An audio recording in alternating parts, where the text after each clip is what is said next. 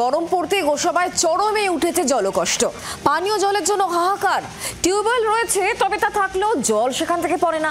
পাইপলাইনের মাধ্যমে জল সরবরাহ হচ্ছে 4 থেকে 5 দিন পর পর। অভিযোগ, এলাকায় জল সংকট দেখা দিলেও কোনো হেলদোল নেই প্রশাসনের।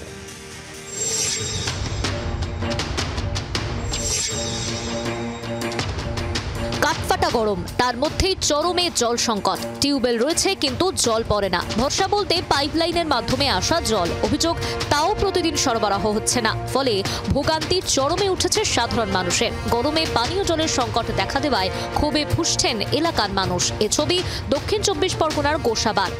ওই সেইখানটা আনতে হচ্ছে দূরে থেকে, মোটর দিয়ে জল তুলে নিচ্ছে মাদ্রাসার ওখান থেকে। আর আমরা জল খেতে পারছি না। সাইকেল আছে, বাইক আছে, তারা নিয়ে আসি। এবার আমরা কি করে নিয়ে আসবো? আমাদের বয়স হয়ে গেছে, যেতে পারি অতদূর।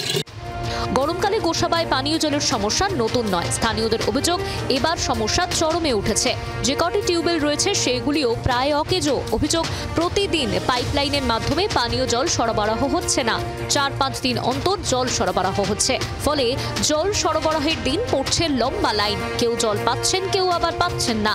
কখনো কখনো কিনে জল খাওয়া ছাড়া উপায় থাকছে না। 5 দিন পরে এসছে।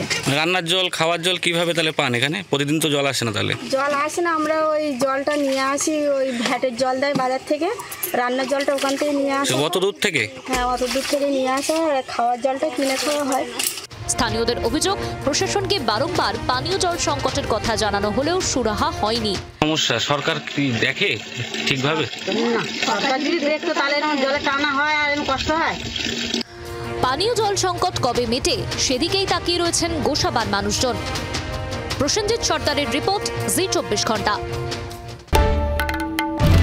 বাংলার আওয়াজ, বাঙালির আবেগ, জি 24 ঘন্টা।